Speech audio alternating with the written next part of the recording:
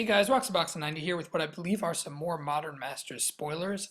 So I will just point out, none of these have been officially confirmed on MG Salvation, so usually I'm a little wary, but I believe this is the same website that spoiled the Scavenging Ooze promo, and that was pretty much confirmed. So I'm going to go with this is likely real because nothing seems too weird about it. All the spoilers seem like they could very well be in Modern Masters, but take a grain of salt here, okay?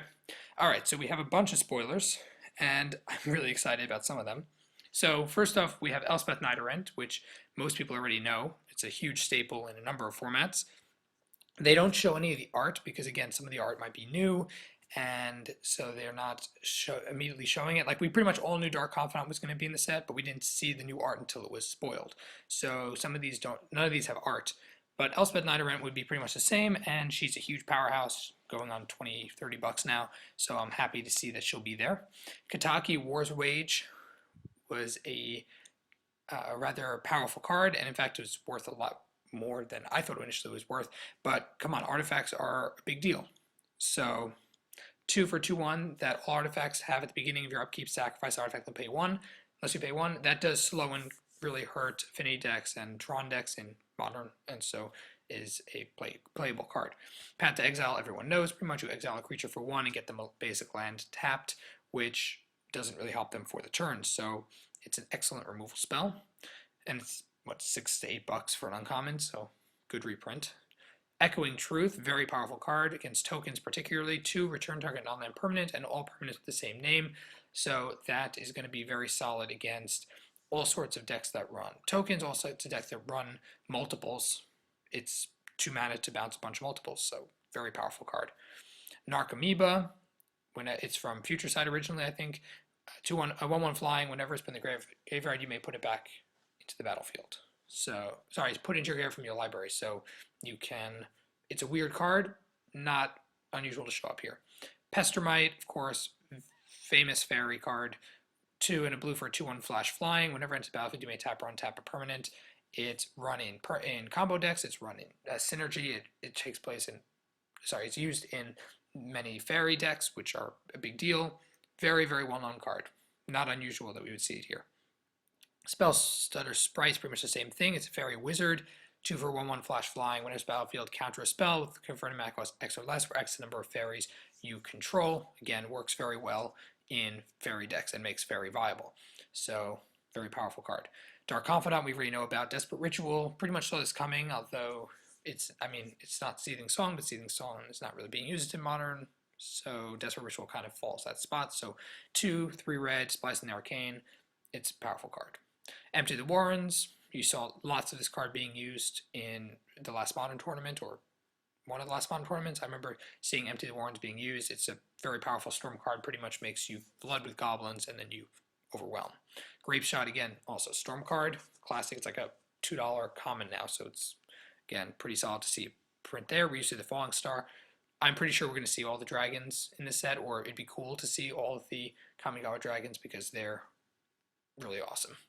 They're really awesome, and they're not as limited in terms of play as the 3-color dragons from Planar Chaos and such. Doubling Season, likely Mythic. Again, we pretty much saw that coming.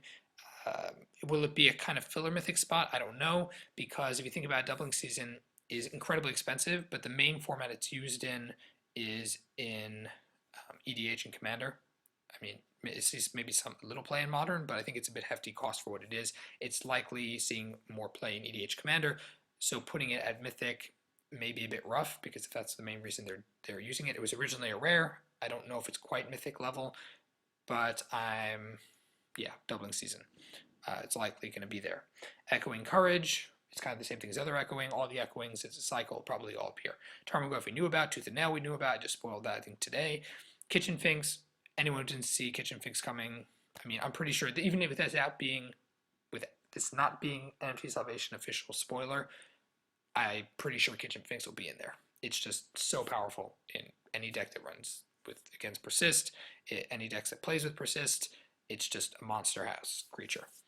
All raw value. Neither Reliquary, also pretty obvious card to see, and it hasn't seen reprints since the dual decks, so that's kind of neat. It's a multi-format card. Ether Spellbomb. This was spoiled a long time ago, but I didn't really mention it, I don't think, because it was just one spoiler. Pretty much bounces a creature for 1 on a stick, and it lets you draw a card instead if you want to. It's a known card from Mirrodin. Arcbound Ravager at rare, which again, doubling season here is being called a mythic. This is going to be a rare. Kind of strange. I thought Ravager would be more likely to be a mythic than doubling season. And this is not confirmed. Not fully confirmed, guys, but it does make sense that they're both in the set, although I would have thought that Arcbound Ravager would be the mythic over doubling season, meaning I would think they'd be swapped. One of the Arcbound Ravager would be mythic, doubling season would be rare. It's a little strange that they're not, but maybe that's just me.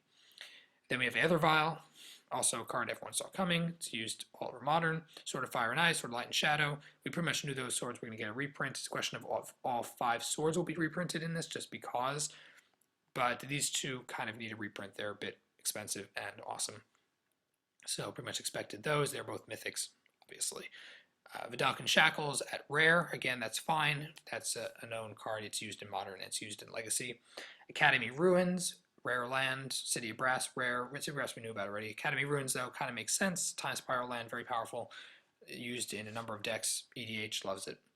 And then they put the Vivids. The Vivids I've mentioned in a number of EDH videos. Enters the battlefield with 2 charge counters on it. Allows you to tap for the color. Remember, it enters the battlefield tap, though, which is a bit annoying. Tapped to add the color, and then you can remove a charge counter to add 1 of any color. So you get 2 chances to add 1 of any color, and you can, of course, proliferate and do whatever with the counters to make it longer. Vivids are not really worth anything money-wise, so I really, really, really hope these are not the lands that they're going to have to use in the set. Or if they are, they should be the uncommon lands. We still need the rare lands. I really hope these are not the lands that are going to be the fixers from the set. I really, really hope they don't do that. Okay, so that's pretty much all the spoilers that are here. I mean, I know it's a lot. Let me know what you guys think about these. Again, I think they're all pretty valid.